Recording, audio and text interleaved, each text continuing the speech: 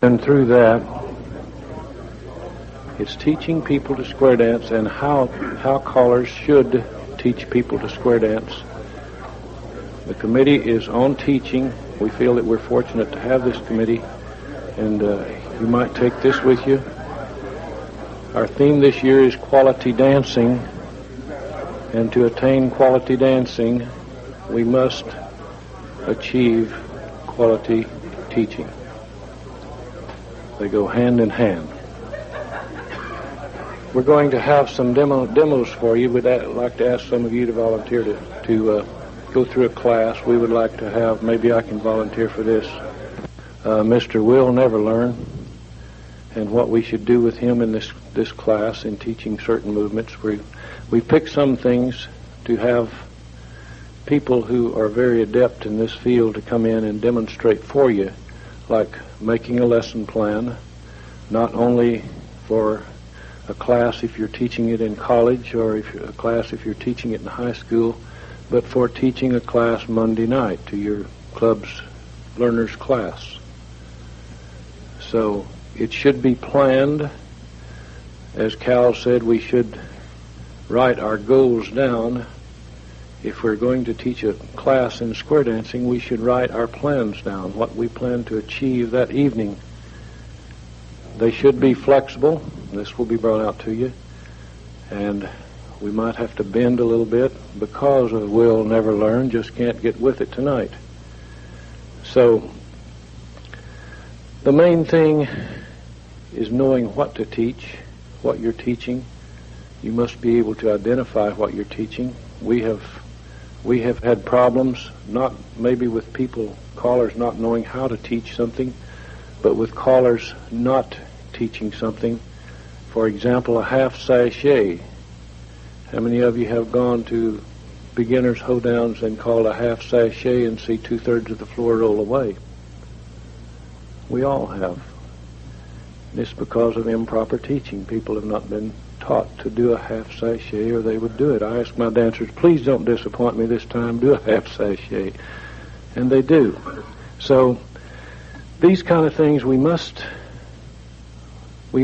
try to solve, and we're here we want your input. We're not claiming that what we do is right. I've been a school administrator for many years, and I've never been a stickler on method to teach someone something. I'm not a stickler on that. You may have your own method. You have your own personality to cope with, and your method could be different from mine as long as we achieve the same goal and reach the same plateau with these people at the same time. I can't say that you're wrong if you get there at the same time I do. So we must do all we can to teach people to dance properly. That means that we must, each time we go to a class, if we're going to teach 2 movements that evening, do not take for granted that you know what you're going to teach and how to identify it and how to define it to your dancers. Check and see that you have the proper definition. Most of us, I would say 80%, and this is not a survey that I've taken, it's just an off the cuff estimate. I would say 80% of we teachers teach as we were taught. 80% of the people who taught you were not educated to teach. So we teach as we were taught, and that is not good enough. We must do our own teaching. You must inflect your own personality into your teaching, and please define everything properly to your dancers. Don't keep any secrets from them. Use whatever time it takes to teach, and I can't tell you not to be forced by your club that you're calling for to cater to their wants and graduate these dancers in the middle of June because they need them to go to work and pay their club dues, because sometimes that's the only way you can keep your job. Fortunately, I'm not that way. I have an agreement with my clubs that I will teach their class the way I want to teach them.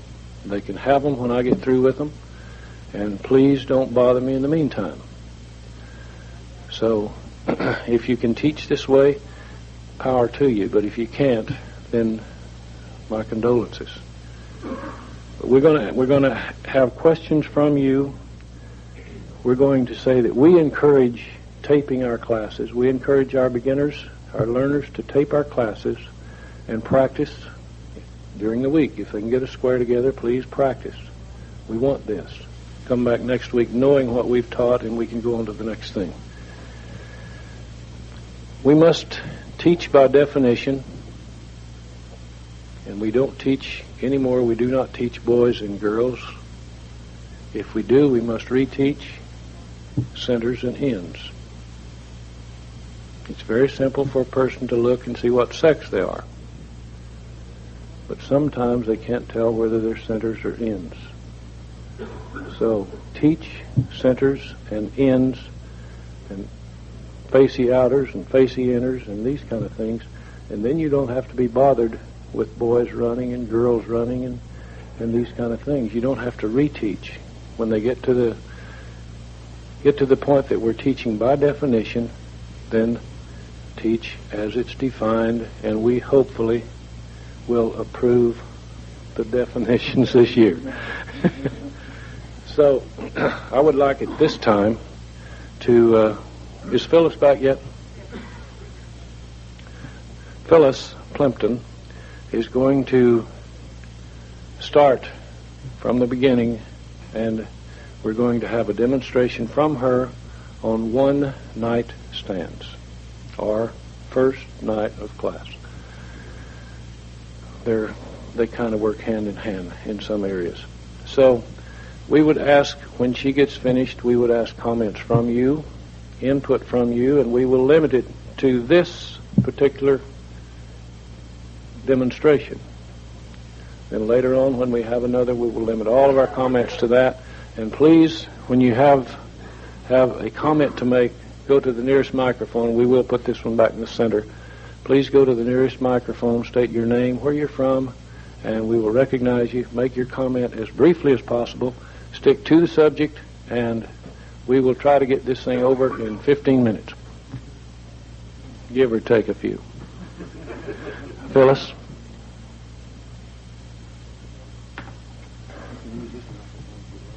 I'd rather hide back here. No. Hello. As the very junior member of this committee, I'm delighted with the faith that they seem to show in me, because they have no idea what I'm going to say, any of them. I've been asked to do 10 minutes on one-night stands. One of the things that I feel I have a very positive thing in my one-night stands, I have never, ever, and someday I'm going to come a cropper, but I have never had trouble getting people to participate in what I ask them to do. People keep telling me I'm going to have, but this is one of the problems that I haven't had, so I think maybe this is something that I could give you a little positive input in. I think, as Ernie said, one of the major things that makes a very positive presentation in a one-night stand is advanced preparation. You need to know your definitions. You need to know exactly what you're going to present to them, but you have to be so flexible that you can change at a moment's notice. You know when you get communication going with the people on the floor. As Cal said in a marvelously positive way, the whole thing has to be so positive that nobody even thinks of saying, no, I'm not going to do this. They're all up there and doing before they even know they have a choice. I do not myself find it useful to have a square at a one-night stand to show the people what to do, or to take the people and each one go out and get one and drag them on the floor. I find this is very negative. If you show them somebody in a fancy outfit that does something that looks terribly complicated to them, or even looks graceful, they're going to say, aren't they marvelous? But I can't do that. If we simply have music going, and here again, very traditional music, I feel helps far more at a one-night stand and at the beginning level than putting a lot of the more modern music in. There's lots of places where it works beautifully later, but I think when people come to a one-night stand, when they come to the first night of class, they're looking for something that they remember as being a marvelous time from their earlier days or from somewhere, if they have any relation to what they think square dancing is. It will be the traditional feeling of the music, and I think that's more likely to be a help right in the beginning. I simply have music going and do something like we're going to make a big circle and we're going to do this, and there's a little bit of room for you over there. I feel that it's wrong to say, you can do it, it's not difficult, come on up here, and I never beg people to get up here. I act as if I assume that they're going to, and there is no room for. There will be a few who sit on the sidelines, but I don't really concern myself with those. I want to concern myself with the people that are already up there and keep everything moving. I think you've got to love the people that are out there. You've got to make them come back to you somehow. If it's your voice, your attitude, your own feeling is the way you work. Hopefully it's instinctive with all the preparation that you've done. One of the things that I think is very important in the preparation is to know what your goal is and what the goal of the person who hired you or asked you to do this is. It may be a club, it may be, usually in a one-night stand, it's an organization that wants a program. They may only want it for that night. Your goal may be to further square dancing and to get people started in class. Their goal is to give a good program, a happy program to the people that are coming. They want those people to come back to him and say, you're marvelous to have thought of this great program. We had a good time. Hopefully you'll have this kind of program again. He's not going to be impressed if they come to you, the caller, and say, gee, you did a marvelous job, and ignore him. So remember that his motivation, his goal, is every bit as important as yours at this stage. I think we need very much in our dealing with whomever it is to know whether we're going to be working with someone else, whether we are part of a larger program, or whether square dancing is the whole program. I found many times there may be a live band, there was a clogging demonstration one time that I knew nothing about, and there was square dancing, there was dinner, there were all kinds of things that nobody coordinated. So you have to know what to expect when you go to this job, this one-night stand. Many times you might offer to be MC if there isn't one, because many times a simple coordination, just somebody to say, let's go, or to introduce other people, is a big help. Many times organizations haven't thought that they need somebody to coordinate all this activity. If you have a live band who's working with you, around you, you'll find that their volume sense is a little bit strange sometimes. If they have gone on ahead of the square dancing, many times this is what happens on a one-night stand. The band is supposed to warm people up, and then the square dancer caller is supposed to take over.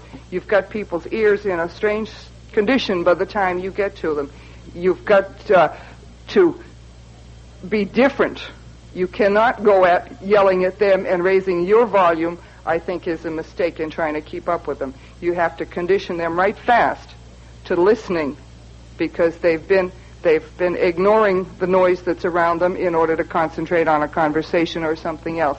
You've got to realize that so many times you're not reaching them by raising the volume. If you bring it down sometimes, you get a much better chance of getting their attention. You have so many different types of groups, older people, younger people, families, mixed groups.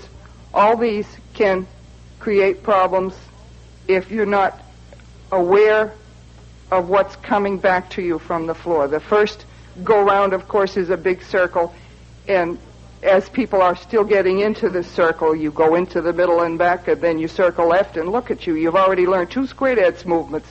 If you don't hurry, that space is going to get closed up, and you keep things going as they're doing this. I think that needs to be done more than the first tip of the evening, even if you're alternating with somebody else, particularly if you're alternating with somebody else or something else on the program. A very positive approach has to come from you before it will come back to you. Once it starts coming back to you and you recognize this positive feeling, consciously work with it. You don't really have to think of the whole floor and what it's doing at one time. I think if you pick out people, you'll find very shortly that one person is a little spark plug or has a personality. Things come out to you from the floor. Pick up on them, but very gently. Many of us have a rather caustic wit sometimes. Many of us grew up with a banter that was fine within the family, but we do have to remember that we have to be very, very gentle with people who have been giving orders all their lives. And all of a sudden, Mama has dragged them to a dance, a one-nighter, and they are put in a vulnerable position, quite possibly, especially with our men, for the first time in many, many years. They're put in a position of somebody else telling them what's going to happen rather than them telling somebody else. And that, if they're not used to it, may not feel too good, particularly when a lady gets up there and says, okay, Dr. So-and-so, now you're going to put one foot in front of the other. But here again, I think we have to get as basic as one foot in front of the other. I don't think we can say, you're going to take a hop, skip, and a jump, and then you're going to do this, and here we are. I think you're going to have to say you pick up the left foot and place it so. You pick up the right foot and place it so. I think we dance almost instinctively sometimes, and we forget that many, many people don't. I hesitate ever to say, oh, it's easy, you can do it. Because for me, it wasn't easy the first time I did it, and I can still remember, and I hope you can too. I think Cal gave us a marvelous idea of how it was the first time, no matter how long ago it was. I think he got a spark out of so many of us. And we have to remember, particularly in a one-night stand, in a first night of class basis, that those people are all, as a group, feeling that way. I've done, on a limited basis, a little bit of talking to our own Callers Association, but this is the first time I've ever been asked to talk to CALLERLAB members, and there's a little bit of nervous up here, too. So remember that everybody has got his little bit of nervous, and he brought it with him to the one-night dance. Your goal always is to give a positive feeling about square dancing, a smile, a winning feeling from the people who are there on the floor. They've got to win. They've got to feel success. And many times we have to remember, if we've been dealing with square dancers, particularly on a long-term basis, a higher level of square dancing, we've got to remember that forward and back, face the corner, face your partner. Now men star left. The emphasis has to be on position for them because they have no idea what position is. We have to remember that all the little extra forwards and backs are very important to people who do not know how to square dance. Success is very necessary for them if they're going to go home with a feeling that square dancing is fun, and maybe the next time somebody advertises class, well, it wasn't so bad, let's go give it a try. If you can keep this positive attitude coming through, never a negative attitude. We've got to be so positive that there isn't room for people to say it was too hard, or I stumbled, or I was frustrated. You can see frustration on the faces when it begins to happen. That's the time to, even if it means another circle left and back right down to beginning, you want success out there and you want them to feel that success. They've got to know that it's something that makes them feel better. Okay. One of the things that I find is particularly important with one-night stands is to emphasize the old-fashioned courtesy. As a lady, I can get by with saying, this is probably the last place in the world where we give directions to the man. The man is the important focal point. He's the one who leads the dance. This kind of courtesy will never die out completely if we keep it alive in its nicest, most positive sense. Men like to be nice to ladies. They like to feel that the lady depends on them to a certain extent. I can always make them laugh by saying, we give directions to the men and the lady follows. We won't tell you why they need more direction than we do. But here again, we have to be careful because there are a lot of egos out there. And they're in a vulnerable position the first time you approach them with square dancing, whether it's a one-night stand or whether it's a first night of class. Remember how vulnerable they are, and do take good care of them, love every one of them, and make them feel that you are having as good a time up here as they are having out there. I think that's pretty much, I've covered. I'm not keeping track of time. He said 10 minutes, and I'm not about to go over. But this is really what I feel is the important part of the first night or the first night of class, is that happy, positive attitude, the smile and the sparkle that we know is in square dancing, the courtesy and the gentleness with a marvelous time. By gentleness, I don't mean dancing with people who are limp. I mean gentleness, the courtesy that we have for each other, the love we have for each other, that you can feel on the floor if you work at sending it out there and bringing it back.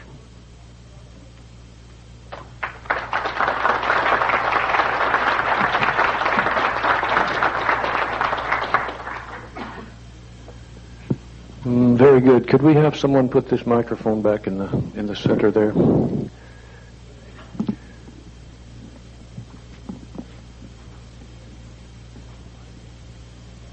You should be up here where you could answer questions. The point that I think probably Phyllis was trying to make most of all is not how we present the material that we're going to present the first night, but how we are going to handle the people that are there the first night.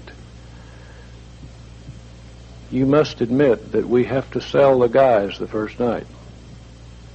They have been drugged and promised, if you'll go tonight, we'll go fishing next weekend. So we've got to sell the guys tonight.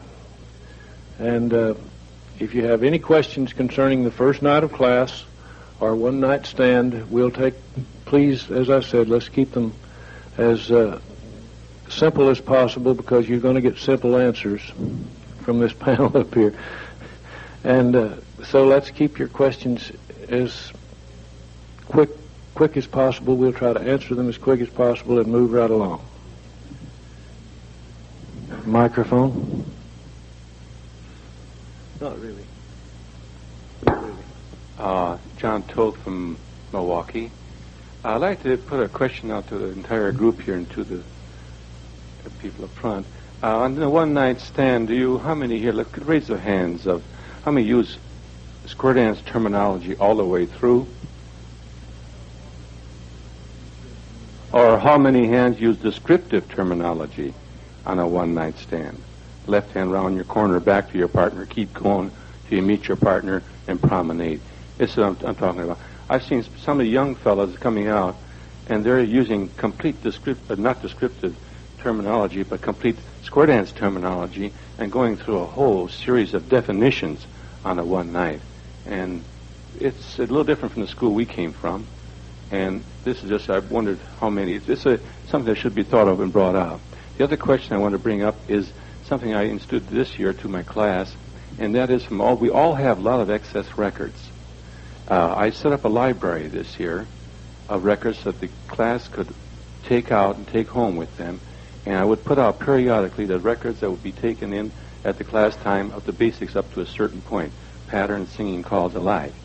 And then as the next stuff was being approached, or next basics were becoming approached, I put in other records and so notify the class. It was quite rewarding to see the response of the class bringing these records out, and like you would say, the gentlemen who had more difficult to learn square dancing, these are the ones I encouraged to take their records home, get a little party going, and by the end of the class, some of these people are really coming around. But setting up a little library, you all have them. Very good. Try to use them.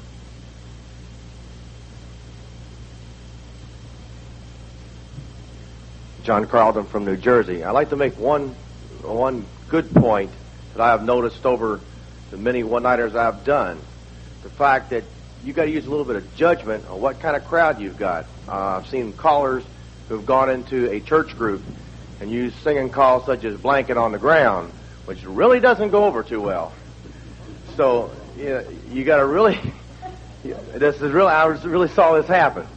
Plus, little things like every year, once a year, I do a Girl Scout sweetheart dance, father-daughter type of routine. Now, old Dad doesn't like to let his daughter get over there across that hall to the other man and back. I always make sure I bring that girl right back to her dad, because I have had some real funny looks, and this is what we call a little bit of judgment on how and what type of crowd you got and what you can and what you can't use. I've done it with the bourbon crowd, and they don't want to hear some of the other records that they would rather hear something a little bit more spicier. So you really got to pull out and try to figure out what type of crowd you've got before you start using particular records, and also age differences. So you might keep that in mind. This is very good. Can we confine the thing? Any questions to Phyllis? Yes, I have One a question question. for Phyllis. I have her theory on why she uses mostly traditional music. Her explanation seems in direct opposition to what I have found and what, and you said on your first night you use traditional. I think on a first night, a one-nighter particularly, people have come because it's a Western night or a square dance night for their, whatever their organization is, whether it has anything to do with dancing, or it's they've come for a recreational program that it has probably been billed either as square dancing or as Western night. And I think from experience and from the people I've known that this connotation means rather traditional hoedown type music. We may change that, particularly as we teach class. They will, of course, find that there are many types of music that go into square dancing, modern square dancing now. But I think this is a little further along the road, something that we can educate them to after they have gotten their feet wet, kind of. I think it's just a feeling, and I have heard so many people say it's nice to hear that kind of music again. It makes your feet automatically start keeping time to the music, much more so than some of the more modern music that we use later on. Also, a mixed group, an older group particularly, likes the old-time music or seems to respond better initially to it. We can educate them to the use of all kinds of music after a while, but I think initially you get a quicker response, a quicker foot-tapping feeling and moving feeling with the traditional, more traditional music. Okay. Thanks. I wanted to hear your ideas. I'm Christine Marion from Shawnee, Kansas, and I can hold this better because I'm taller. I wanted to make a comment about the traditional music. I agree. I start out most every one-night stand I do with traditional type music. Depending on the crowd I'm working with, which could be anything from a church group to a college group to a business office party to campfire girls and their daddies or whatever, I do progressively throughout the evening introduce different types of music and explain to them that square dancing has developed in this day and age to where we have more modern music in our square dancing. Is not all the traditional hoedown type music that we think of when a non-square dancer might think of. The other thing I wanted to ask Phyllis was I do a tremendous amount of one-night stands besides my regular club calling, and like I say, with lots of different types of groups. Some of them are church groups and business groups and so forth, but I do a lot of college groups, fraternities, having barn parties and things like this. There is alcohol, or mainly beer and so forth like this, at these things. Now, I'd like to have your feelings or someone else's feelings on this. Personally, when I'm doing a one-night stand, and it's not for square dance purposes as far as introducing them to lessons or whatever, it's a private party to me. They've hired me to come out and entertain them. And this is the way I look at it. And if they have beer there, I'm not going to tell them they can't have beer. They can hire a band to come out there for 3 times as much as I'm going to charge them, and that band's going to let them drink anything they want. But I figure I'm going to keep them busy enough so they're not going to get too tipsy until after I'm finished with them. Then they can do whatever they want. I might comment on that. Try a Navy base sometime.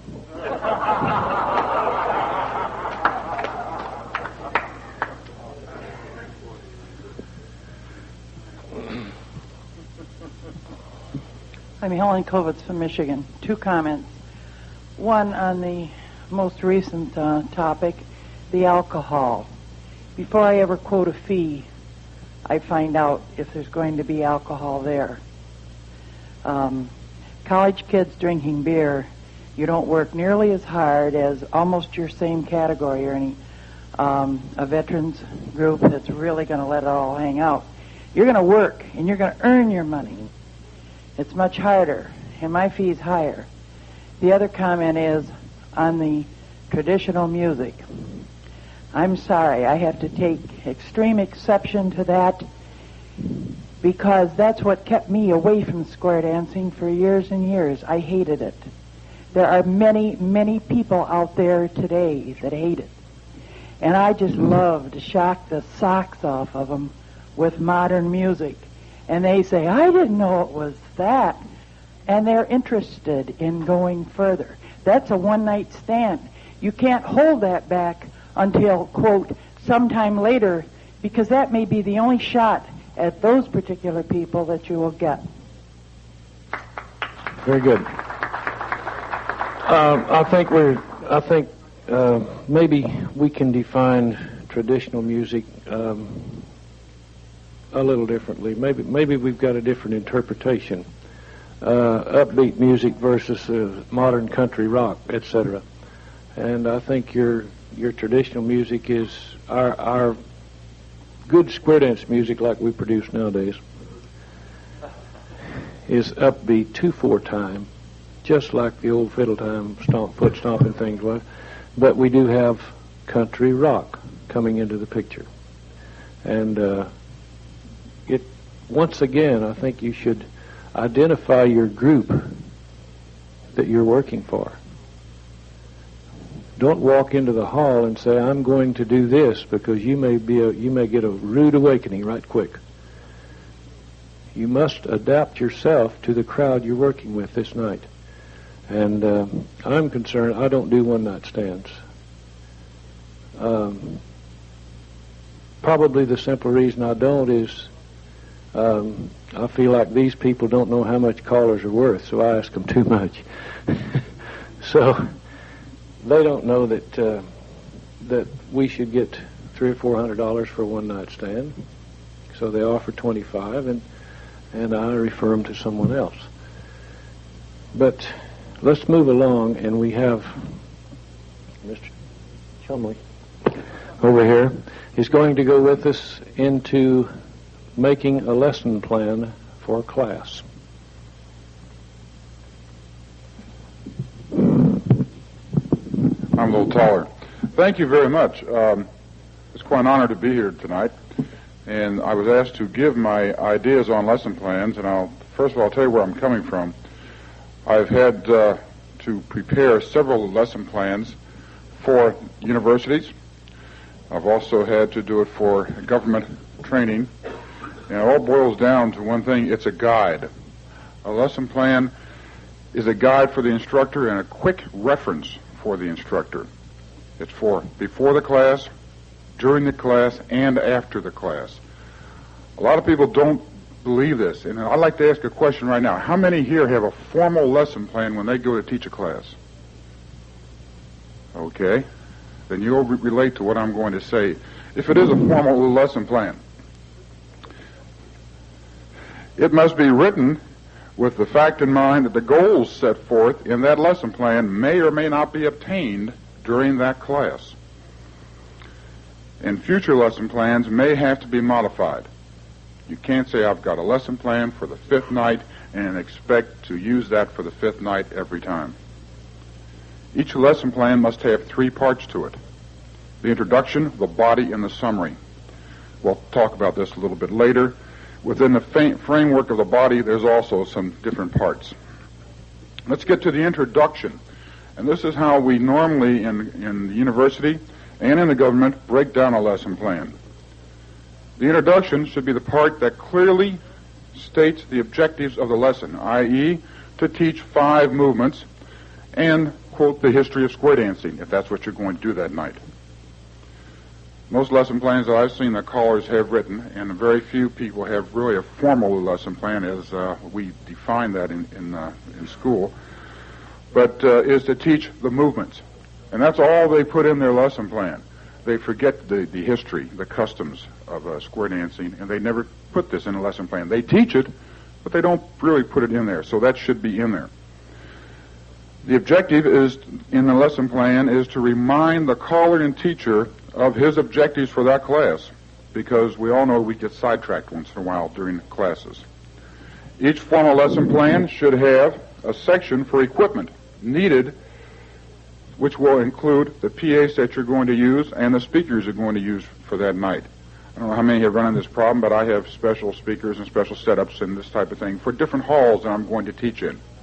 I taught in one hall that was an archery range that was cement all the way around, and you could say hello at one end and you'd hear hello all the way down to the end about 6 times. That's rough on our man left. It keeps him busy. It should also have any visual aids that you're going to use, such as slides, and there are a lot of instructors now that are teaching square dancing that are showing the students the movements with 35 millimeter slides. A blackboard if you're going to use that, and etc.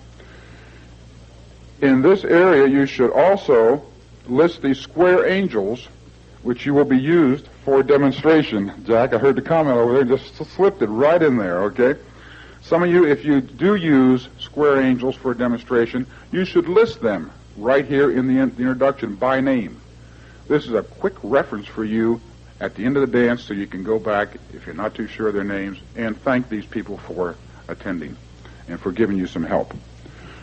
That about wraps up the introduction portion. We get into the body portion, and this is the portion I really like to get into, the body. These comments over here at the side are what you have to put up in within lessons, too, a lot of times. The body of the lesson plan should be the meat of the plan. This is where you plan and list what you will teach during the lesson and the goals you have set forth for each movement or each lesson. It's divided into 2 to 3 parts, and it should also have an introduction, and this consists of what you will tell the students when they walk in the door, and make it very short. And the first tip. Now, I like to plan the first tip to include the movements that were taught in the up to the previous lesson. Note I said up to the previous lesson. There's a reason for this. Some people may have missed the last lesson. By using the first tip as a warm-up tip, it gives the person at the door time to compile a list for you, the caller or teacher, as to who has missed the last lesson. This list is extremely important to me and to a lot of instructors. It should give you the name plus a hint as to who the person is, such as the blonde in the red dress, Judy Jones missed, okay? This will allow you, during the second tip, when you are going to call what you called the last lesson, to watch these people and maybe have a quick walkthrough if they're having problems, or a quick reteach. The lesson plan at this point should also include the definitions or the description of the movements taught last time. You'd be surprised how many people forget what they taught the last time and really how those movements are to go. The next part of the lesson plan you should spend a great deal of time with. This is the new movements to be introduced during the lesson. This part of the lesson plan should also include a description of each movement. Now, what I'm going to do now is to tell you how I plan those movements. It may not go along with a lot of the instruction or some of the information that you've gotten throughout your career in calling. But I look at each movement and I grade each movement into areas of difficulty. I teach the hardest movement first. Of that evening, yes. Of that evening's group. The hardest movement of that group of movements first. Two reasons for this.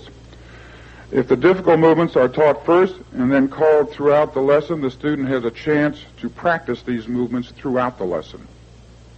It's a reinforcement technique. The second movement is if simple movements are held to the second to last tip of the evening, the student feels he has mastered the lesson for the night, and even if he's had difficulty with some of the hard movements, he walks out of the hall with an idea is, I can do this, I've got a good feeling, and I'm going to come back next week. It gives him a sense of accomplishment. The third part of the lesson plan, of any lesson plan, is the summary, and we save this for the last tip. The last tip should be used only for practice. No new movements should be taught during this tip.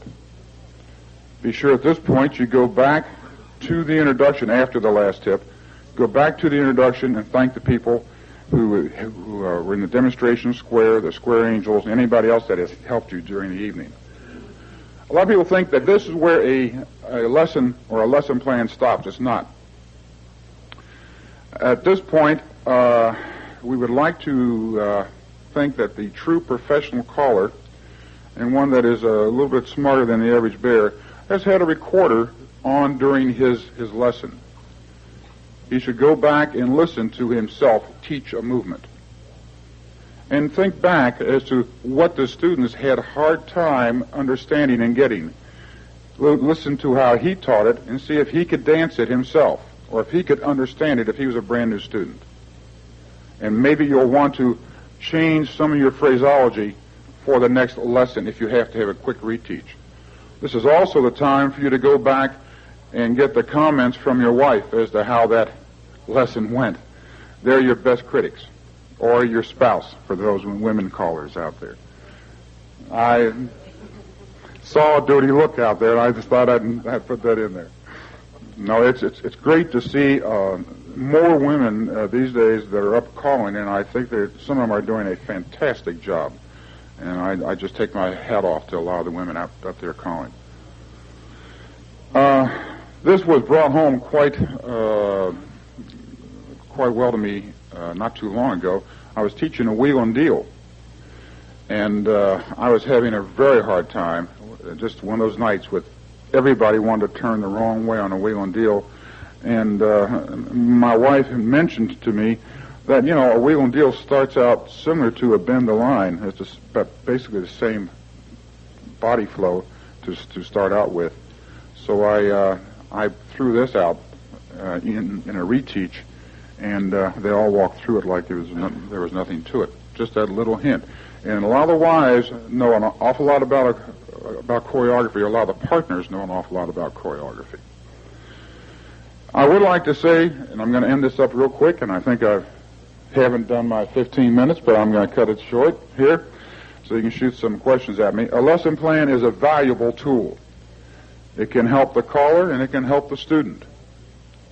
I believe that it can help teach students to dance well and thus keep more students in classes, which we all want to do, and more dancers in the activity. Your lesson plan, do you see fit to include the CALLERLAB styling recommendation for a particular basis, so that when you do make your demonstration and your teach, that an emphasis is made on how the proper styling should be reflected into the call, as well as how do you include in your notes to yourself how to include the teaching of proper timing for that, to understand the timing of the call. Okay, when I write a description down for a movement, I include the styling. All right, this is part of a description of a movement as far as I'm concerned. Okay, as far as timing goes and positioning as well as timing, That is also written into the description, and I tell the students why they are going to, where they are going to be, and why they are going to be, and how they're going to get there. I also show them a few things that a lot of callers won't, such as a star through and a slide through can equate to a right and left through, and show them the similarity in the positioning of those. Okay. In your timing, how do you go about asking the dancers to understand what you're talking about by the timing of the call? Do you get them to count beats of music, to feel those bass beats, to understand what they're putting their foot down? Could you do anything like that? Yeah, I think the best example of that is on 8-chain through or promenade, which is 16 beats of music, and I get them to put their feet to the beat of the music.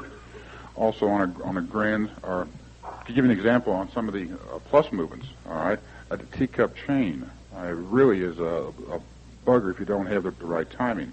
And I do teach the timing, tell them not to rush it, keep beat to the music, and actually count for them. Do you do that with your class? Yes, Right. You have to.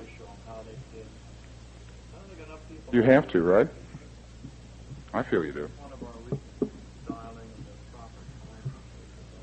You'll have to realize something up here. I'm one of Jack's students a long time ago, so I'm sort of brainwashed.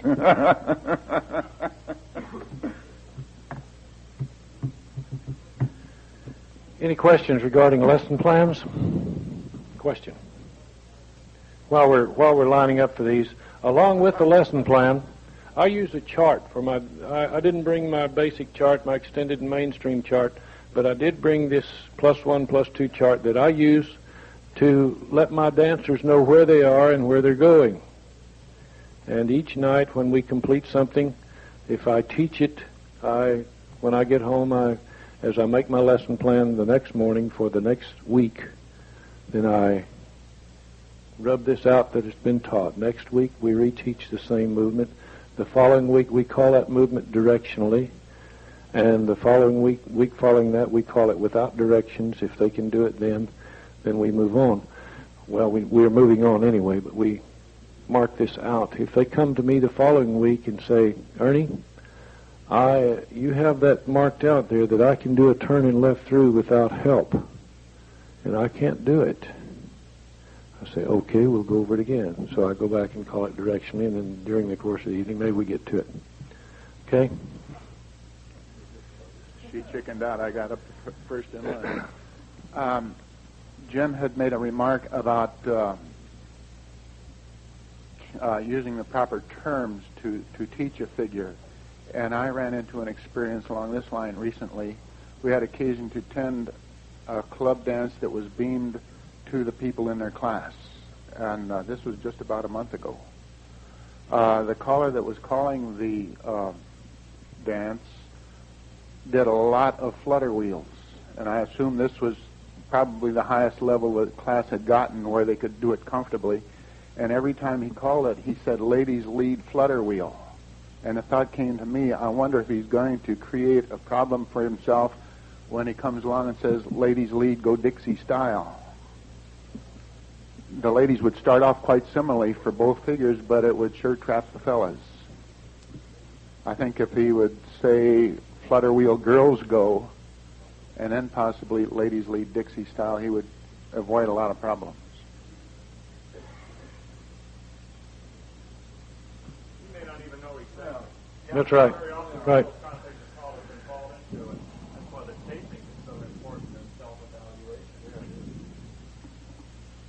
One of the things I use is I give all my beginners the complete set of books that Setzenor puts out. I was wondering if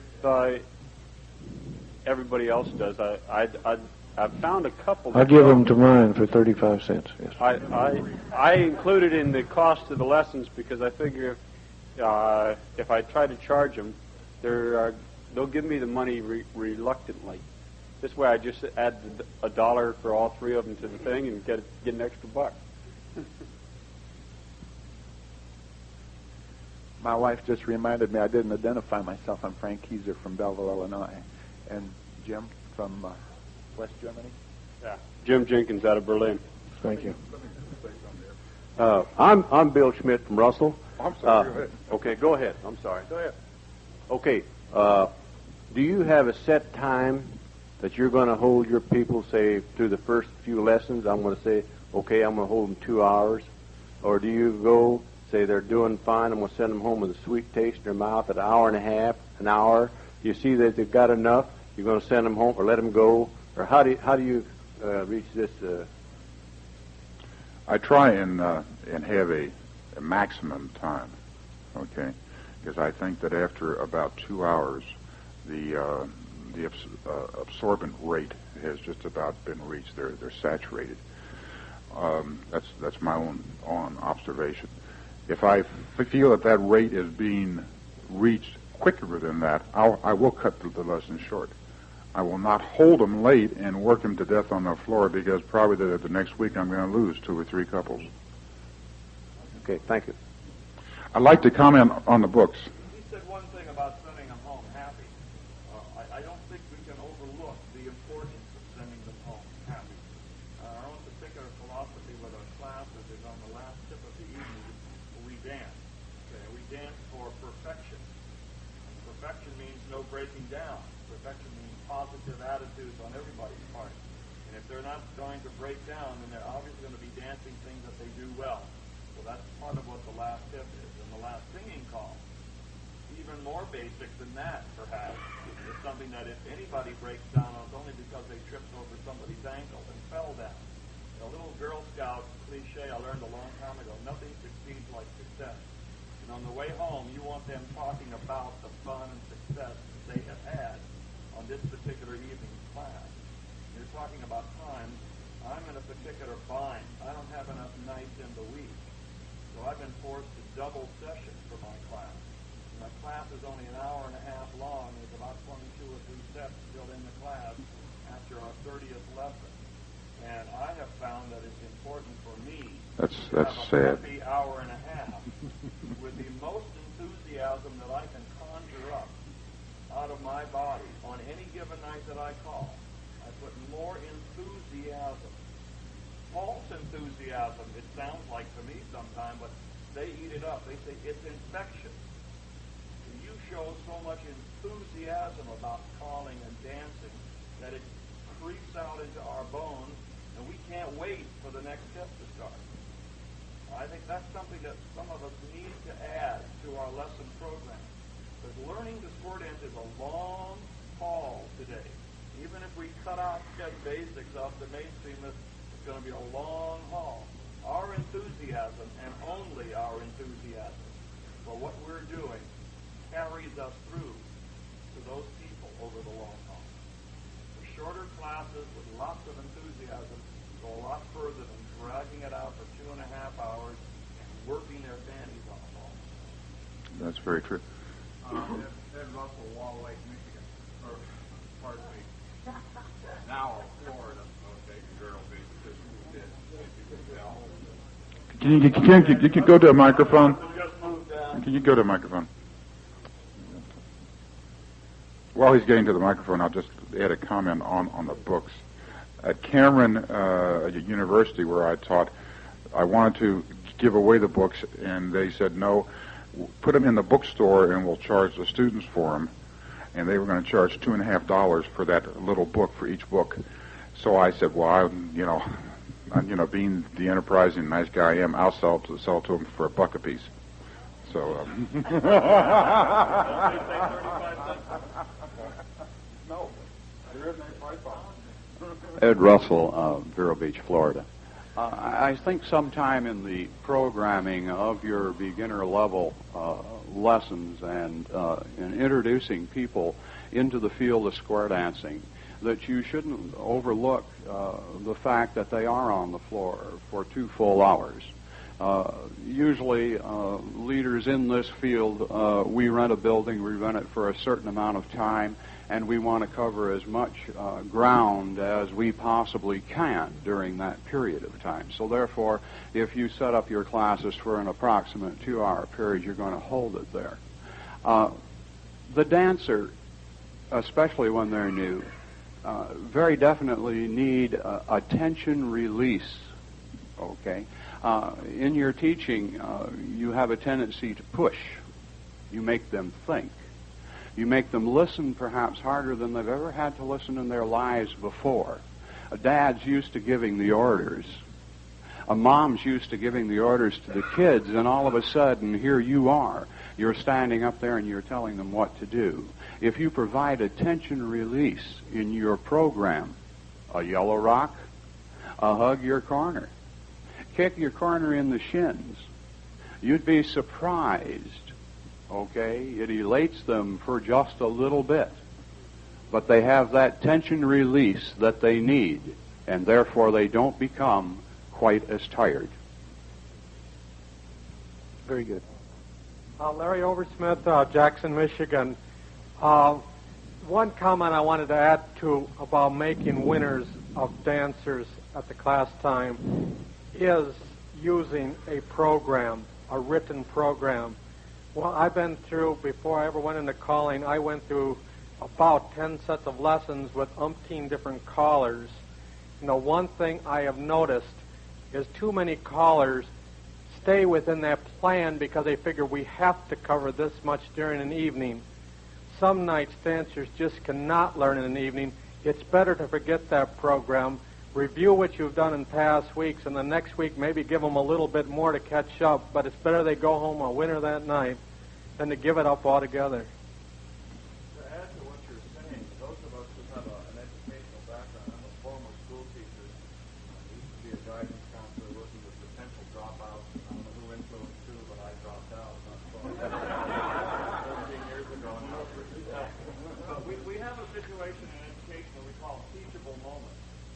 There are times within any class that you are teaching, and no matter what you have to present to them night, they're going to absorb it like a sponge. You will be ready for as much as you can give to them on those kind of evenings. And you are going to have the reverse, the kind of night that Jen is talking about. If you cannot recognize on what kind of a night you are working, you're going to lose the nights when those teachable moments are there. If your lesson plan stops too short, you don't know what you're going to teach next, or are ill-prepared. On that night, you may take 3 giant steps forward. And some other nights, you may need to just tread water when you have planned to teach 3 things. So you need to recognize these kinds of nights and the full moons and the humidity and all these kind of things enter into the program. Biorhythms.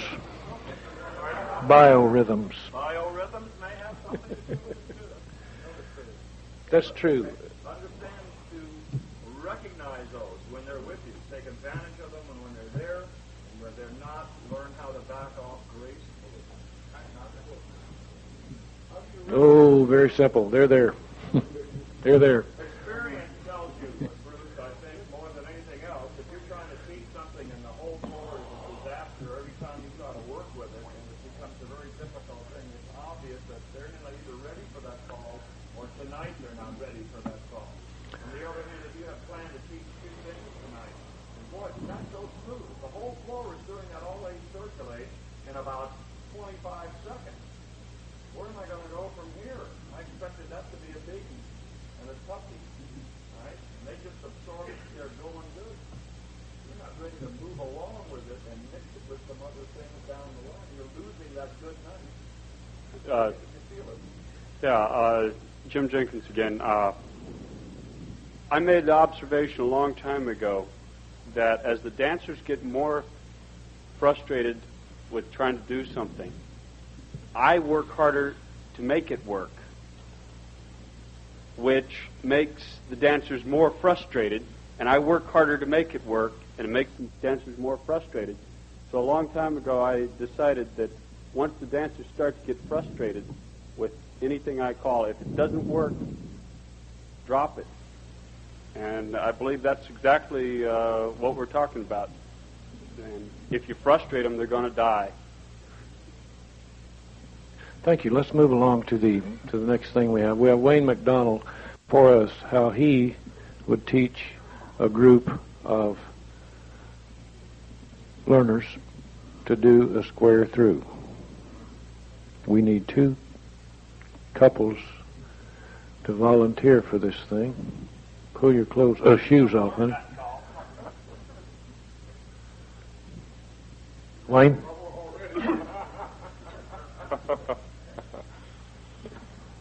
Okay. I'm glad Ernie did clarify that the way I teach a square through. It's probably different than the way you teach it, and you may have a better way. If you do, stick to it and tell me, okay? Because we're all here to learn. First of all, when I come to call number 25, probably better if you were sides. Okay? First of all, when I come to call number 25 to teach it, which is the square through, I hope that I have worked call number 24 enough, or the previous call last week, or the last call that I taught them, that I'm ready to go on.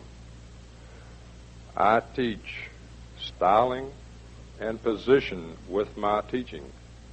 I feel like this is the most important part of teaching a beginner's class. Styling and positions. If you miss out on that, then you can kiss them goodbye in about 30 weeks, because they won't be square dancing. When they hit the halfway dance, they hit the three-quarter dance, they'll be so confused and so disappointed they won't be back. I would like the number 2 man in my square, please, to go get a chair and put it in the center. Well, the number 4 man did it, but that's all right.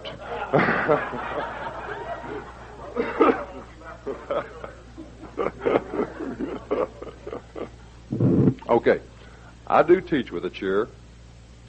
Sometimes I throw it. Sometimes I get it thrown at me. No, seriously, I teach with anything that I possibly can that will help my dancers or my beginner learners to see a call. I tell my learners the definition of a square through. It starts with facing couples from any position in the square. First, you pull by right, you turn and face the center of your own foursome. Turn in toward the chair. This is why I use the chair.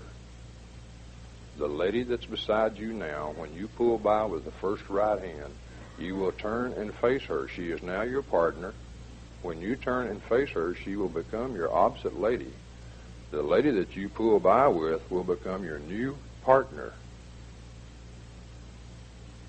If you would please, take a hold of right hands in the loose hand hold. Now, you should have known what that was previous to this, okay? All right. Now then, as you pull by on the square through, you reach a certain point, as in the right and left grand, that you want to let your hand slip out of that lady's hand as you pass her. And hopefully that is the 0 point as you pass each other and turn loose. All right, if you would please, pull by, step straight ahead past the chair, and turn and face toward the chair, okay? There you go. Now you have a new partner. The lady in front of you that was your original partner is your opposite lady. All right? With a left hand, pull by, turn and face the center of your foursome again. At this point, we have reached a half of a square through. That is 2 hands. A square through full is 4 hands. So this is a half square through right here. With the right hand, pull by right again, turn and face this lady. Don't courtesy turn her. Because I'm sorry, you don't know what a courtesy turn is at this point. Yeah, it is. No. All right, then the last end, pull by left and face in again. You're right where you started from. Okay? I'm sorry. I'm sorry. Yeah, that's okay. You're right. Face straight ahead. Face straight ahead. On the last hand, you pull by, okay? I was thinking of square through 5 there for a minute, and I'm ahead of myself. Okay, now then, on the last hand, you pull straight by, back to the lady. You do not turn and get her as a partner. You pull straight by. You keep the lady as a partner that you had on the last hand. Turn back around and face in now at home. The important thing to listen to in the square through is two things. The call, what it is. The number after the call. The number after the call. Later on, I get into a half square through, three-quarter square through. But right now, I teach them square through 2, square through 4, square through 5. I don't say do a half square through until they have got the call. Okay. I do teach squaring off your corners with a military turn as long as the chair is in there the first night, as long as they can see that it is a box, that it is done in a box. When we get the chair out of there, then I say, okay, let's start to round off our corners just a little bit. 9 out of 10 will do it automatically. And this is the way I teach a square through, is with a chair. I don't leave the chair in there all the time. The chair stays in there about 5 minutes to 10 minutes until they're all getting the square through. Then we move the chair and go from there. Put a chair in the middle of every square on the Yes, sir. Every square in the floor. I will work the heads first, then I will work the sides.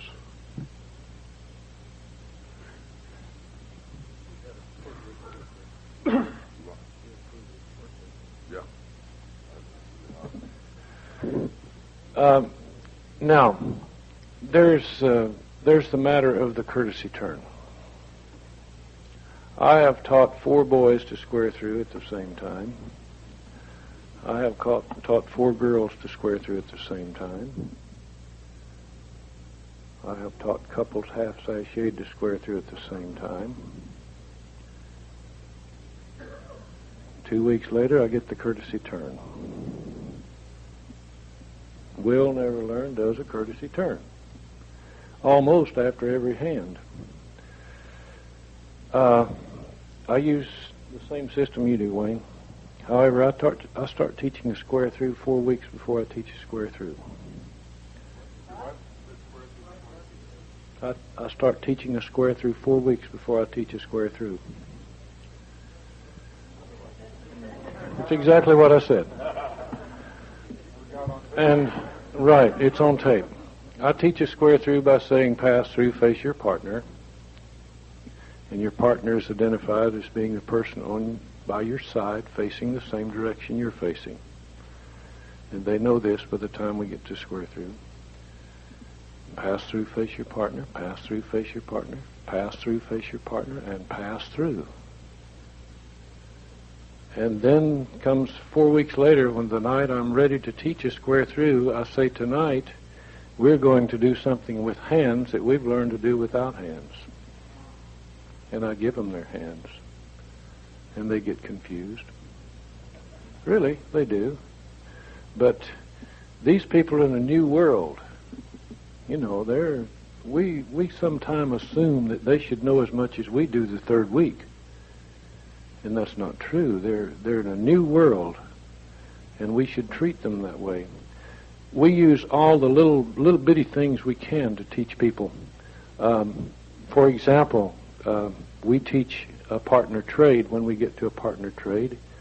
As we'll say, we're going to do a California twirl, but we're not going to use hands. Now, I want you to do a California twirl without hands. We give them little things that we can to help. We want them to hold hands all we can.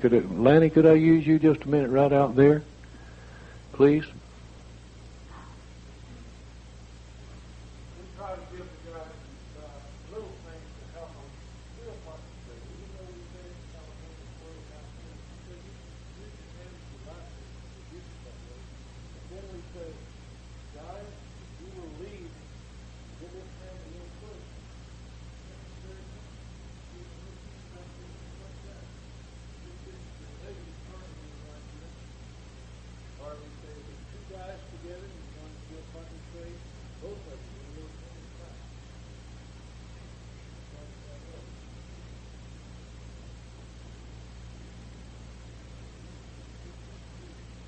I think that anything we can do to help these people get through something that we want to teach, and we will not tell them they're doing a partner trade the night they're doing a partner trade. We do not tell them they're doing a square through the night they're doing a square through. We do not tell them they're doing a right and left through the night we teach it, the night they're doing a right and left through. We will start with a pass-through because they're familiar with a pass-through. They're familiar with a courtesy turn. We start a pass-through and a courtesy turn your girl. A couple weeks later, we give a right to your opposite pull-by and courtesy turn your girl. The following week, we teach a right and left through. And we say, golly, you guys have been doing this for a week now, and we just now found a name for it. So they've achieved something that maybe we've tricked them. I don't know. I don't care how you do it. If you trick them or any way to get them to learn, but they must be taught properly. And anything we teach, it's by the numbers, and they count if they want to. We want them to dance on the beat of the music. When we teach a square through, we demand that they take 32 beats of music. And we record a singing call. Grand square. And we do a singing call with a grand square in it, and they get through within 26 beats and stand and wait. Yes. So I think that we should, please, when we're teaching, teach how many steps it takes to do something, how many counts of music it takes. Wayne, you had a comment. I have one thing to say. If you're teaching beginners, for God's sakes, do it right. Seriously. Do it right the first time. Plan it. If you're professional enough to teach them and take their money, be professional enough to get out on the floor with them and demonstrate it if you have to. If you have to use a chalkboard, do it. If you have to use a film, do that. If you have to use a chair, do that. Do whatever it takes to make it easy for that dancer to see it. To see it. If he can't see it, he can't dance it. And you have got to be the professional that teaches him, because he's paying you money, and darn good hard-earned money this day and time, to learn it. Okay, thank you. Pardon? Now, I want to say something about the importance of repetition to teaching. Learning to square dance, to those of us who have called for many years, can be old hat. To the people who are out there and learning for the first time, or maybe trying the second time around, it's not old hat. And they ain't going to get as tired of doing 14 right and left throughs and 27 square throughs. We're the ones that get tired of calling the same type of material. Another thing I'd like to say about repetition is we waste a lot of time in our classes by having the heads practice something while the sides stand around and watch, or the sides practice something while the heads stand around and watch. I have been a big believer for many years that after we make a demonstration with live dancers and encouraging the people who are watching in class to associate the lady with the lady and the man with the man, or the end with the end and the center with the center, whatever you happen to be approaching, and utilizing I use a card table, not a chair, because it's a little squarer usually than a chair, but the same principle is involved. And if you were to put everybody back at an old-fashioned Kentucky running set Circassian circle arrangement and have couples learn how they can wheel around to face the couple behind them by numbering off 1, 2, 1, 2, then you've got everybody in your whole floor facing another couple. And stop and think how many of our mainstream basics are two-couple calls that only require the action of two couples. Many times all four are working. They're working on one half of the square with one other couple, and two couples on the other side of the square are doing the exact same thing, that old mirror image. But there are very few calls that we have at the mainstream program that do not involve only two couples. Right and left through, square through, swing through, spin the top, curl a cue, touch a quarter, walk on, you name it. They're two-couple calls. So if you have two couples around a big circle, either both facing in or both facing in promenade, an alternate promenading direction, they can practice. And everybody is practicing. And then another thing you can do with that is if you've got them in the promenade circle arrangement, you can have them pass through and find another couple to play with for a moment or two. And that prevents the problem sometimes that we run into when we're teaching a class in which there is a couple who have a great deal of difficulty learning. And sometimes if you're in a square with that one couple, that square doesn't get as much practice time because they spend more time standing around or regrouping the square and trying to get going again. So this way, if you are stuck with a couple that doesn't work too well, it's only a couple to practice right and left throughs or practice square throughs, and then you pass them through and you've gone on to another two. And instead of getting the practice time of 50%, you get it 100% with everybody. I would like to show you how I teach the wheel deal.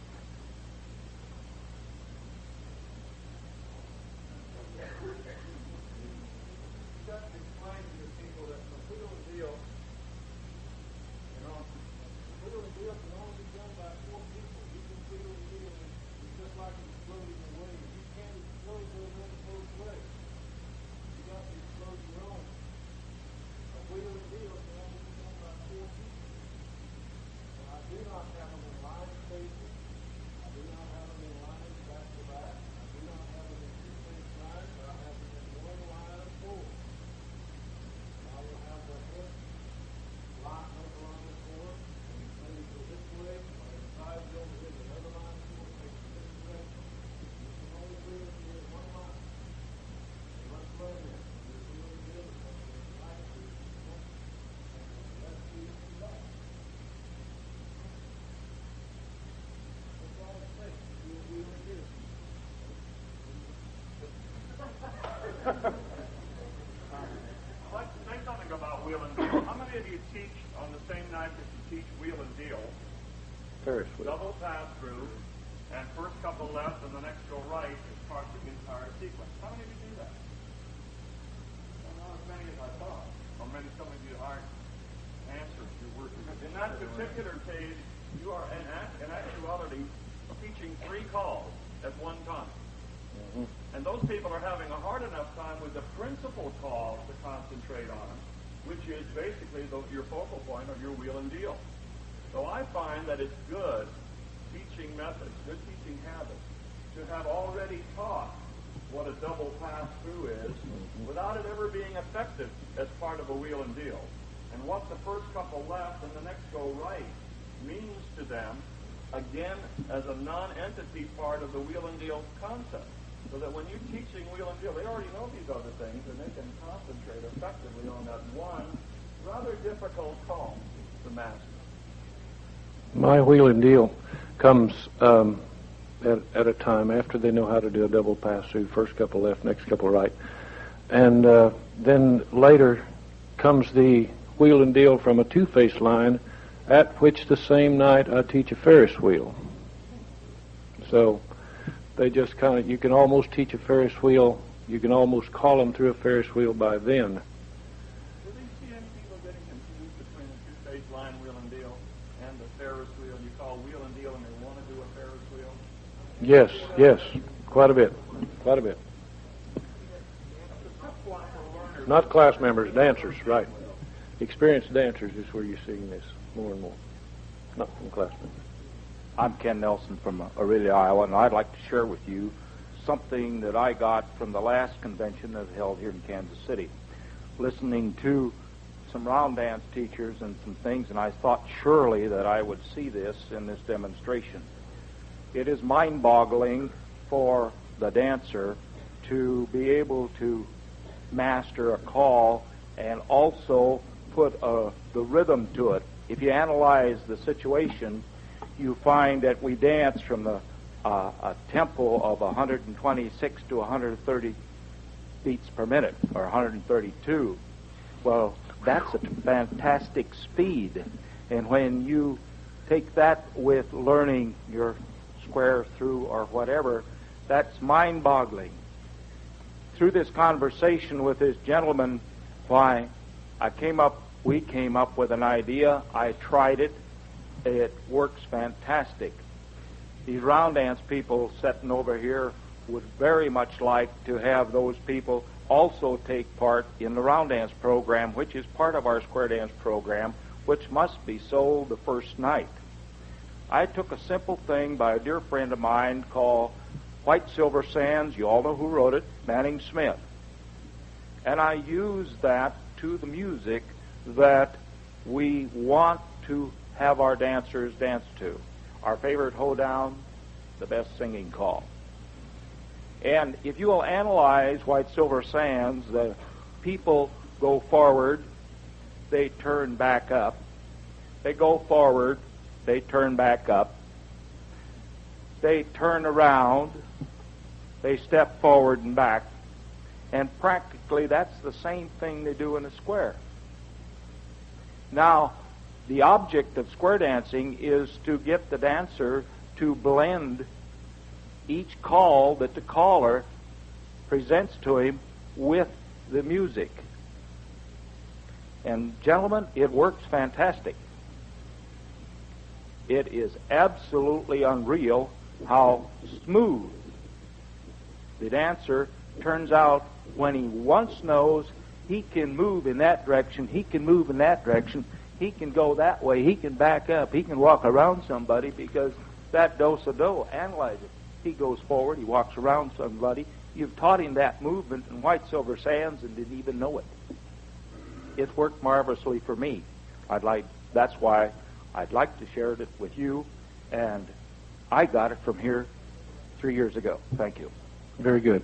We're going to hurriedly come to a close, but I would like to repeat once more before we let Birdie Mesick sum up for us. I would like to repeat once more something Jack said a few moments ago, and it's something that this figure I kind of pulled out of the air. The average person has to hear a call 100 times before they become adept at that call, so they can do it without thinking. The average person. The others become callers.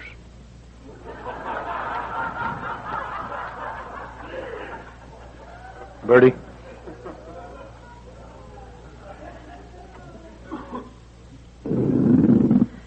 That reminds me of the one where you tell your students that when you start to learn to call, they want you to speak distinctly, so you fill your mouth full of marbles and try to talk. And the better you get, you keep taking these marbles one at a time out of your mouth. When you've lost all your marbles, you're a caller.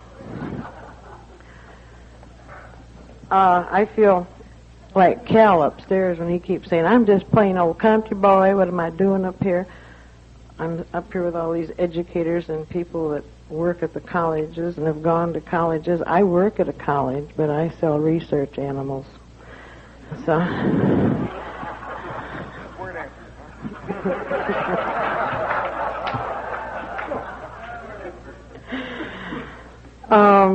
I think that I'd like to go on to something just a little bit different. In fact, you might want to know where I come from also. I've been teaching about 16 years, teach 2 to 3 beginner classes every year, 1 plus group, and 1 advanced workshop that's been going about 8 years. I feel there's so much more to quality teaching than just the movements. I always tell our students that we're trying not only to teach them how to square dance, but how to become square dancers. And every lesson that we have, I teach 3-hour lessons and always have. However, they have 1 or 2 breaks early in the evening that are fairly close together. And about the 3rd break in the evening, they get their coffee and their cancer sticks, and they come back into the room, and we have a small form of a lecture every lesson, which covers ethics, etiquette, manners, and all the do's and don'ts that go into making a good square dancer. Things that you do in clubs and don't do in clubs, from potlucks to being officers, everything that I can possibly think of. I have a list all written out. I know which things I'm going to cover on which evenings, so that by the time they are through with their lessons, they don't walk into the clubs and do some of the things that I see some other dancers doing because they just plain don't know any better. I know what I think quality dancing is, and I know what I thought quality teaching was. But I had a thought, I wonder what the dancers think quality dancing is. So the last night before I got on my wonderful airplane to fly down here in 35 minutes and arrive 7 hours later, I typed up this sheet of paper, and it says, "Your opinion, please," and I passed it out at the dance. And I said, "What do you think quality dancing is? What do you think quality teaching is? Do you feel the quality of your instruction was," and then I had poor, fair, good, or excellent. Then I had the word why. How long have you been dancing? And this was optional. Your instructions, your instructor's name, and your name. I'll lay these up here if you'd like to read them. But it boiled down to the dancers thought that when they were dancing with quality dancers, they had good positioning. That was the top one, that was the highest one that they mentioned first.